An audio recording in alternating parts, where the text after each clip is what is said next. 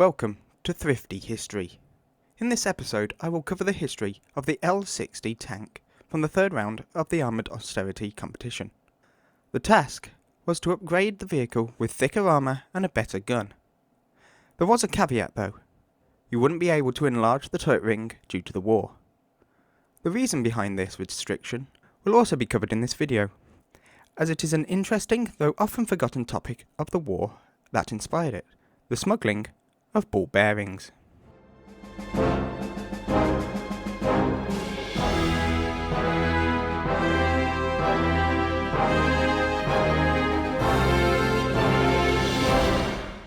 The story of the L-60 starts in 1932 with the design and production of the L-10. This was the first tank to feature all welded armour and rely entirely on periscopes instead of vision slits. Weighing 11.5 tons, armed with a 37mm gun, with up to 24mm of armour, and powered by a 150 horsepower Maybach engine. Only 3 of them were built. They entered Swedish service as the Stridsvagn M31, and when World War II broke out, were made into static bunkers. The Swedes took what they had learnt from this, and, in 1934, developed the L-60. It was smaller than the L-10, and only supporting a maximum armour thickness of 15mm. It was truly a light tank with 3 crew instead of 4. It carried over the all-welded and all-periscopic legacy, but was further enhanced with torsion bar suspension. This made it the most technologically advanced tank of the time. The prototype was armed with a 20mm Madston autocannon and powered by a 150 horsepower Bussing NAG engine. It first attracted the attention of the Swiss, but they would later pull out after choosing a Czech design. Next would be the Irish. They would purchase 2 of them, receiving the first vehicle in 1935, and the second 2 years later. As the Swedes prepared the design for domestic service by fitting it with a locally produced Scania Vabris 142 horsepower engine, further interest was attracted. First was the Austrians in 1936, but they turned it down. The prototype that was sent to them was then sent to the Hungarians. After the Hungarians had trialled it against their domestically designed V4 and the Panzer I, they bought the prototype and a production license. They would make a few design changes to it for their own domestic production. First was to swap the Swedish engine out for the German Bussing one that was on the Irish L-60s. To increase the production speed, they also chose a riveted construction instead of welding. The result was the 38M Toldy 1, of which 80 were built. These had a maximum of 13mm of armour.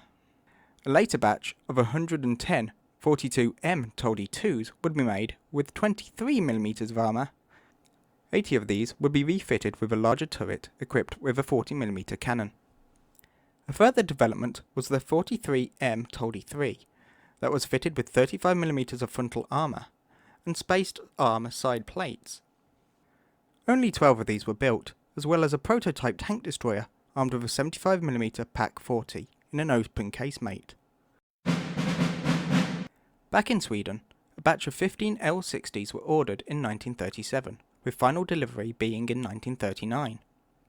Designated as the Stridsvagn M38, they were armed with a 37mm M38 Bofors gun and weighed 8.5 tons.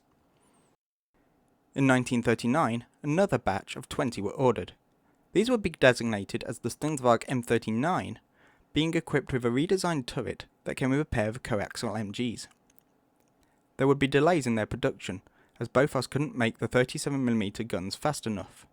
Due to the fragility of the torsion bar suspension, Landsverk were adamant that they could not increase the armour of the tank, as it would not be able to take the additional weight.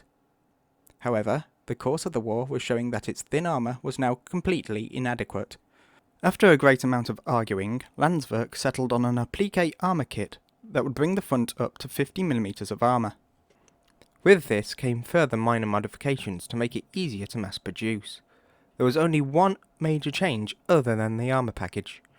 On the previous L-60s, the gearbox was an FAK-55, imported from Germany. With the disruption of the war, Sweden had to find a domestic alternative. The replacement was a hydromatic gearbox from an Atlas diesel. An order of 100 of these new models was placed with Landsverk in 1940, making the L-60 the first production tank with an automatic transmission, entering service as the Stringsvag M40. This designation would change in 1942 to the M40L, as Landsverk was moving to the production of the M42, and a final order of 80 tanks would be fulfilled by Karlstad. This M40K would have several additional changes. Firstly was the strengthening of the suspension. This would allow for the additional armour to be welded on from the start of production instead of being bolted on after. Second would be the fitting of a new 160 horsepower Scania Vabris engine to deal with the increased weight. To fit this engine, the hull dimensions were slightly increased. In all, the total weight of the tank now came to 10.9 tons. A total of 215 L-60s were produced for the Swedish Army, but none of them would ever see combat, at least during their time in Swedish service. After the war, they would be slowly retired, with the last of the M40Ks being removed from service in 1957. However, this would not be the end of service for some of the M40s, with the Dominican Republic purchasing 25 according to some sources, in 1960, 1956 again according to the source. These tanks were refurbished and modernised, becoming the L-60L.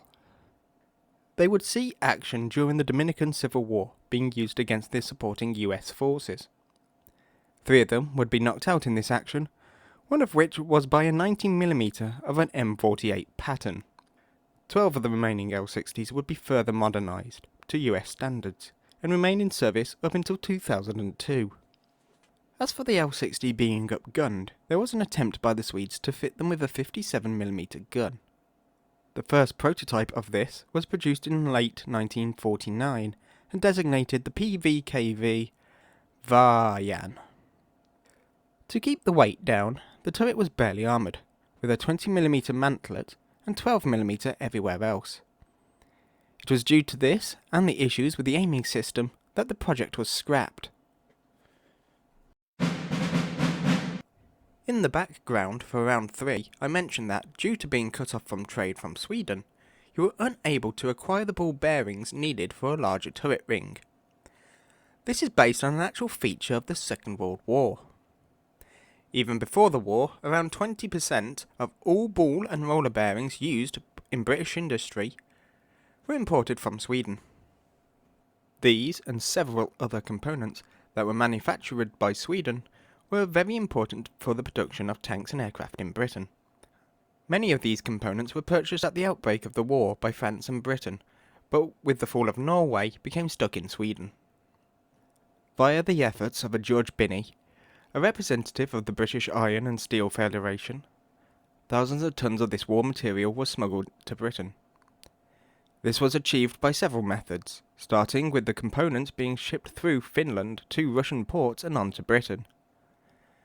This route was quickly curtailed by German pressure on the Finns. A more stable delivery was set up by the Norwegian government in exile, who created a flight between Stockholm and the Scottish town of Leux. Ran by the Norwegian Air Force, under the guise of being a civilian British Overseas Airways Corporation flight. Its main purpose was to carry escaping Norwegians, but would also take a cargo of bearings back to Britain. This resulted in the flight's nickname of the Ball Bearing Run. By the end of the war, about 500,000 tons of freight had been transported this way, as well as 6,000 passengers. One of those passengers was the Danish physicist Niels Bohr. It also ferried Binney back to Sweden in 1943. However, a greater bulk of these supplies were required. There were more than 20 Norwegian merchant ships laid up in Sweden. They were used to store some of the stockpiled goods as Binney planned and organised a breakout. Taking 5 of the fastest vessels, Binney personally led the convoy on a blockade run through the Skagerrak Straits on the 23rd of January 1941. They barely avoided being spotted by the Scharnhorst and Gneisenau, who were on their way out to sea. With the success of Operation Ruble, a second one, called Operation Performance, was arranged. This was less successful though, and resulted in the sequential runs of Operation Bridford and Moonshine. These were conducted with motor torpedo boats converted for blockade running. A knighthood was awarded to Sir George Binney for his organisation and participation in Operation Ruble. It should be noted that a further purchase of materials from Swedish manufacturer SKF was made in 1943 with a substantial discount. I hope you found this little piece of logistical history as interesting as I did. Thank you very much, and enjoy the rest of your day.